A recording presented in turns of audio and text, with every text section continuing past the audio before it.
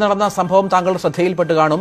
താങ്കൾക്ക് എന്താണ് മനസ്സിലാകാനായിട്ടുള്ളത്? V4 കൊച്ചി പ്രവർത്തകരായ 4 പേർ പോലീസ് കസ്റ്റഡിയിലുണ്ട്. അവർ പക്ഷേ നിഷേധിക്കുകയാണ് തങ്ങളല്ല ഈ പ്രവർത്തിക്ക് പിന്നിലെന്ന രീതിയിൽ. അല്ല, അതൊക്കെ അന്വേഷണത്തിന്റെ ഭാഗമായും കോടതിയിലും തെളിയിക്കേണ്ട കാര്യങ്ങളാണ്. അവരല്ല അത് ചെയ്തിട്ടുള്ളതെങ്കിൽ അവർ കോടതിയിൽ അത് അവരുടെ നിരപരാധിത്വം തെളിയിക്കട്ടെ. പക്ഷെ ഇത് തുറന്നു കൊടുക്കാൻ പോകുന്നു എന്ന് പറഞ്ഞാൽ അവർ പ്രസ്താവന കൊടുത്തായിട്ടാണ് ഞാൻ മനസ്സിലാക്കുന്നത്. അവർ തുറന്നു കൊടുക്കുന്നു. ആരാണ് അവർക്ക് അതിന് അധികാരം കൊടുത്തെന്ന് എനിക്ക് മനസ്സിലാവുന്നില്ല. ഇപ്പൊ റോഡിലൂടെ പോകുന്ന ഒരാൾക്ക് പാലം പണി കഴിഞ്ഞു എന്ന് തോന്നാം പ്രധാന പണികൾ കഴിയുമ്പോൾ. പക്ഷെ അതിന് ഉത്തരവാദിത്തപ്പെട്ടവരില്ലേ? അതിന്റെ എഞ്ചിനീയറിംഗ് വിഭാഗമില്ലേ? സാങ്കേതിക വിദഗ്ധരില്ലേ? അവസാനം ഭാരപരിശോധന നടക്കുന്ന സമയത്തല്ലേ അങ്ങനെ ഒരു പരിശോധന നടക്കും ഇതിന്റെ ഭാഗമായി എന്ന് നമ്മൾ മനസ്സിലായത്. അപ്പൊ പണി പൂർത്തിയാക്കി RBDCക്ക് അതിന്റെ പണിയെല്ലാം പൂർത്തിയാക്കി അത് കമ്മീഷൻ ചെയ്ത് ആ റിപ്പോർട്ട് കൈമാറി കഴിഞ്ഞ് അതിന്റെ എല്ലാ മിനുക്കുപണികളും കഴിഞ്ഞിട്ടാണ് ജനങ്ങൾക്ക് വേണ്ടി തുറന്നു കൊടുക്കുക. ഇലക്ട്രിഫിക്കേഷൻ പ്രവർത്തനങ്ങളുണ്ട്. താഴെ കൂടി ക്രോസ് ചെയ്യുമ്പോൾ അത് നിയന്ത്രിക്കുന്നതിന് വേണ്ടിയുള്ള ബാരിക്കേഡുകൾ നിർമ്മിക്കണം. ഇതെല്ലാം ചെയ്യുമ്പോഴാണ് പാലം പൂർത്തിയാകുക. അല്ലാതെ പാലത്തിന്റെ സ്പാനുകളെല്ലാം പണി പൂർത്തിയായതിന്റെ മുകളിൽ ടാറിങ് കഴിഞ്ഞാൽ പാലം പണി പൂർത്തിയാവില്ല. ഇവരാരാണ് ഇവരെ ഇതൊക്കെ തീർന്നു പാലം പണി കഴിഞ്ഞു എന്ന് പ്രചരിപ്പിക്കാനും അത് തുറന്നു കൊടുക്കുന്നില്ല എന്ന് പറയാനും? കാരണം തുറന്നു കൊടുക്കുന്നതിന് എന്താ ബുദ്ധിമുട്ടുന്നേ? ഇവരെന്താ പറയുന്നത്? ഒരു വിഭാഗം ഇപ്പൊ പ്രചരണം ആരംഭിച്ചിരിക്കുന്നു. മുഖ്യമന്ത്രിക്ക് ഡേറ്റില്ല. മുഖ്യമന്ത്രി നേരിട്ട് വന്നിട്ടല്ല ഉദ്ഘാടനം ചെയ്യുന്നത്. അത് വീഡിയോ കോൺഫറൻസിലൂടെയാണ്. ഏത് ദിവസം വേണമെങ്കിലും ചെയ്യാം. മുഖ്യമന്ത്രിയുടെയോ മന്ത്രിമാരുടെയോ സൗകര്യത്തിന്റെ പ്രശ്നമേ അല്ല. അങ്ങേയറ്റം ദുഷ്ടലാക്കോടെയുള്ള പ്രചരണമാണ് നടത്തുന്നത്. മുഖ്യമന്ത്രി വീഡിയോ കോൺഫറൻസിലൂടെയാണ് ഉദ്ഘാടനം ചെയ്തത്. അത് ഏത് ദിവസം വേണമെങ്കിലും അദ്ദേഹത്തിന് അതിന് സൗകര്യമുണ്ട്. അദ്ദേഹത്തിന്റെ ഓഫീസിലാണ് അദ്ദേഹം ഉണ്ടാവുക. ഇത് പാലത്തിന്റെ നടപടിക്രമങ്ങൾ കഴിയണ്ടേന്ന് ഇവരാരാണ് തീരുമാനിക്കാൻ? പാലം പണിയുന്ന ഏജൻസി ഉണ്ട്. അതിന് മേൽനോട്ടം വഹിക്കുന്ന RBDCK ഉണ്ട്, PWD ഉണ്ട്. എല്ലാ പണിയും പൂർത്തിയാക്കി സുരക്ഷിതത്വം ഉറപ്പുവരുത്തി ഇലക്ട്രിഫിക്കേഷൻ നടപടികളും അതിന്റെ മിനുക്കുപണികളും എല്ലാം കഴിഞ്ഞ് അതിന് പാലത്തിന് താഴെ കൂടി റോഡ് ക്രോസ് ചെയ്യുന്നതിനുള്ള പ്രത്യേക സ്ഥലം അനുവദിച്ച് ബാക്കിയുള്ളിടത്ത് ബാരിക്കേഡ് നിർമ്മാണം കഴിഞ്ഞ് അതെല്ലാം കഴിഞ്ഞിട്ടാണ് തുറന്നു കൊടുക്കുക. അത് കണക്കാക്കിയിട്ടാണ് ഇപ്പോൾ ഡേറ്റ് പ്രഖ്യാപിച്ചിരിക്കുന്നത്. ആ ഡേറ്റിന്റെ 9-ാം തീയതിക്ക് തലേ ദിവസം 8-ാം തീയതി വരെ പൂർത്തീകരിക്കേണ്ട കാര്യങ്ങളുണ്ട്. പാലത്തിന്റെ പ്രധാന സ്ട്രക്ചറിന്റെ പണി കഴിഞ്ഞു വരുന്നത് പാലത്തിന്റെ പണി കഴിയൂ. എന്നിട്ട് അത് തുറന്നു കൊടുക്കാൻ പോകുന്നു. നിയമവിരുദ്ധമായ കാര്യമല്ലേ ചെയ്യുന്നത്? ആളാകാൻ വേണ്ടി എന്തെങ്കിലും ചെയ്യാം. അല്ല, ഇവരുടെ ഈ ഒരു പ്രവൃത്തി സ്വരാജ് ഇങ്ങനെ ചെയ്ത് കൊടുത്തതിന്റെ പിന്നിൽ എന്ത് ഉദ്ദേശ ലക്ഷ്യമാണ് ഉണ്ടായിരിക്കുക എന്നാണ് താങ്കൾ കരുതുന്നത്? എനിക്കല്ല, ഞാനൊരു ആരോപണത്തിന് ഇപ്പൊ മുതിരുന്നില്ല. എനിക്ക് വരെ ഒന്നും പരിചയവുമില്ല. പക്ഷെ കുറെ കൂടി സാമൂഹ്യ പ്രതിബദ്ധതയും ഉത്തരവാദിത്വവും കാണിക്കണം. വാർത്തകളിൽ ഇടം പിടിക്കാനും ആളാകാനും എന്തോ കാര്യങ്ങൾ ചെയ്തു എന്ന് വരുത്തി തീർക്കാനും വേണ്ടിയുള്ള ഇത്തരം അപഹാസ്യ നാടകങ്ങളിൽ നിന്ന് വിട്ടുനിൽക്കുകയാണ് വേണ്ടത്. ഇതുകൊണ്ട് എന്ത് കാര്യം എന്ന് നമുക്കറിയാം. ഇപ്പൊ ഒരു പാലത്തിന്റെ പണി ഭാരപരിശോധന നടത്തിയിട്ട് പാലം തുറക്കുന്നത് എനിക്ക് തോന്നുന്നു കേരളത്തിൽ ആദ്യമായിട്ടാണ്. അത് പാലാരിവട്ടത്തിന്റെ അനുഭവത്തിന്റെ അടിസ്ഥാനത്തിലാണ്. പാലാരിവട്ടം നമ്മുടെ മുമ്പിൽ ഒരു പുതിയ അനുഭവം കൊണ്ടുവന്നല്ലോ. അതിന്റെ അടിസ്ഥാനത്തിലാണ് ഭാരപരിശോധനയൊക്കെ ഉൾപ്പെടുത്തിയത്. ഭാരപരിശോധന നടത്തിയപ്പോഴാണ് ഇതേപോലെ തുറക്കണം എന്ന് വേളം കൂട്ടിയ പലരും മനസ്സിലാക്കിയത്. അങ്ങനെ ഒരു നടപടിക്രമം ഇതിന്റെ ഭാഗമായിട്ടുണ്ട് എന്ന് മനസ്സിലാക്കിയത്.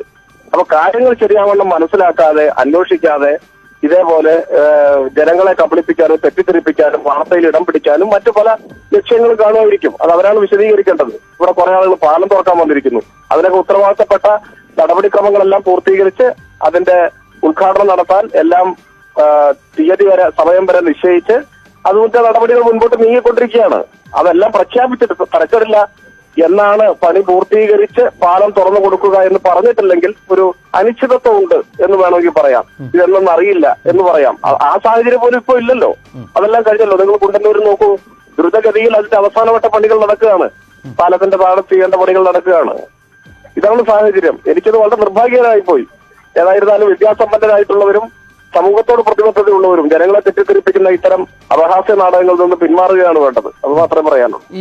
ഒരു കാര്യം കൂടി, ഈ V4 കൊച്ചി ഒപ്പം ഈ 2020 പോലെയുള്ള ചില സംഘടനകൾ ഇങ്ങനെ ജനകീയ വിഷയങ്ങളിൽ ഇടപെടുകയും ഇത്തരത്തിലുള്ള കാര്യങ്ങളൊക്കെ ചെയ്യുകയും ചെയ്യുന്നു. അത് എന്തുകൊണ്ടാകാം ഇത്തരം സംഘടനകൾ ഇപ്പോൾ കൂടുതലായി ഉദയം ചെയ്തതും ഇത്തരം പ്രവർത്തികളിൽ ഏർപ്പെടുന്നതുമൊക്കെ?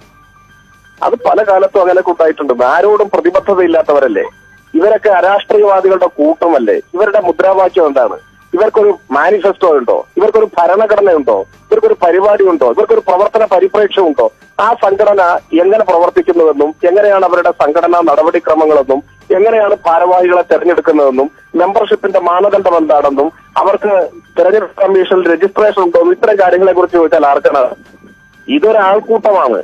അതിവൈകാരികത ഉയർത്തി ഒറ്റ നോട്ടത്തിൽ ശരിയാണല്ലോ എന്ന് തോന്നിപ്പിക്കും വിധമുള്ള ചില വികാരപരമായിട്ടുള്ള നിലപാടുകൾ സ്വീകരിച്ച് ആളുകൾക്കിടയിൽ ഒരു ആളാവൽ നടത്തി കുറച്ച് ആളുകളെയൊക്കെ കൂട്ടി നിശ്ചിത താല്പര്യം സംരക്ഷിക്കുക എന്നത് മാത്രമാണ് ഇതിന്റെ പിന്നിലുള്ളത്.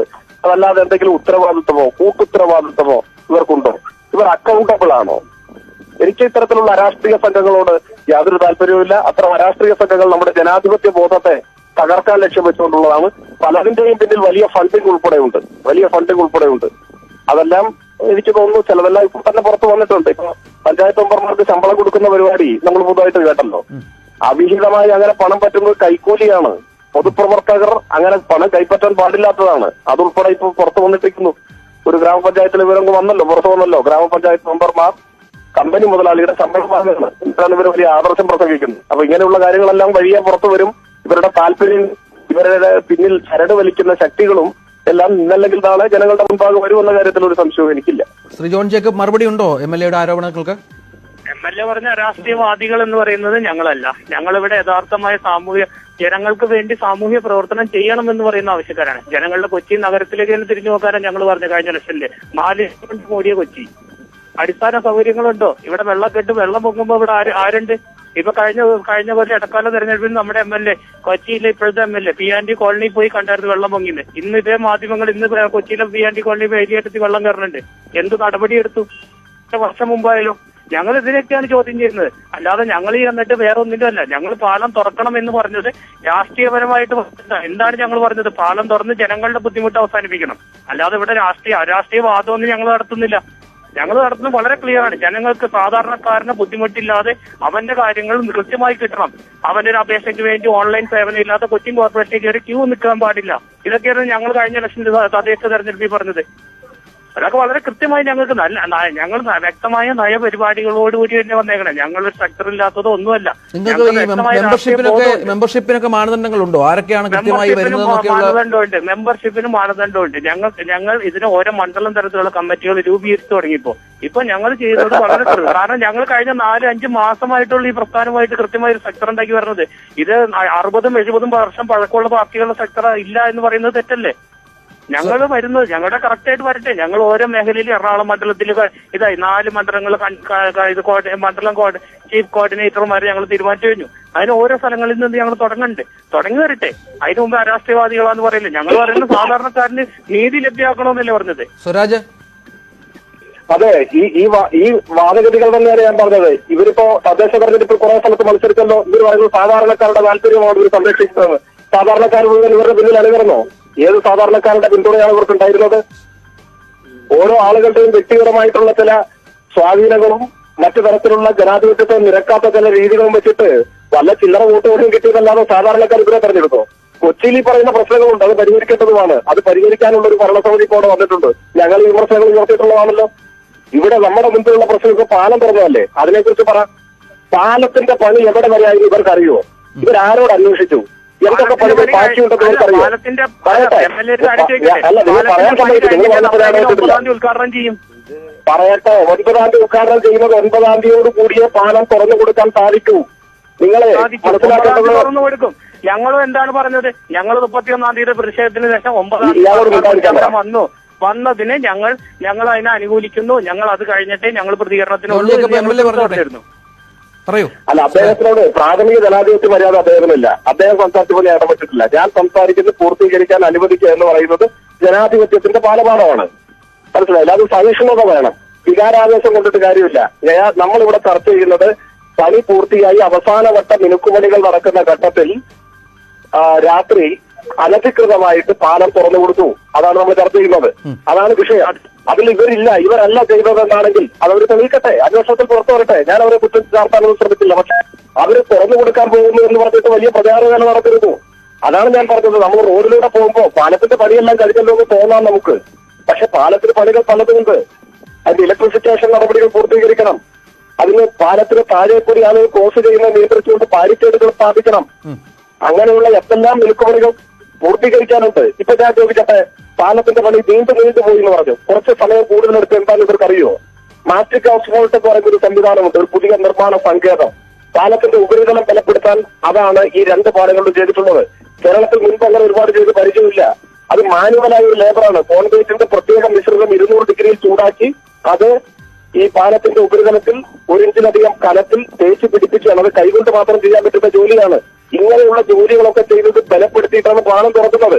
ഇതൊന്നും അറിയാതെ റോഡിലൂടെ പോകുമ്പോ പാലത്തിന്റെ പണി കഴിഞ്ഞല്ലോ ഇപ്പൊ തുറക്കണം എന്ന് പറയാൻ പറ്റുമോ?